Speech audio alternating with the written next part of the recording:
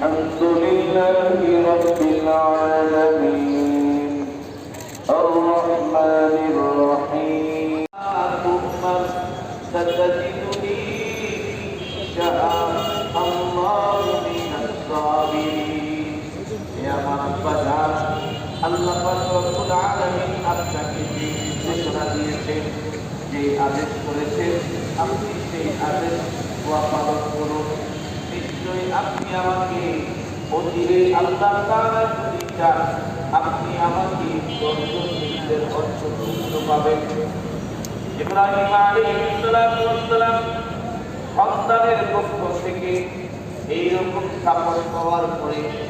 দুইজন যখন মিনার ময়দানে উপস্থিত হয়ে গেলেন, আল্লাহ তাআলা বলেন ফালাম্মা আসলামা, যখন তারা দুইজন বাপ এবং ছেলে দুইজন যখন আল্লাহর সামনে আত্মসমর্পণ করলেন, ওয়াতাল্লাহু লিল জাবিন, হযরত ইব্রাহিম আলাইহিস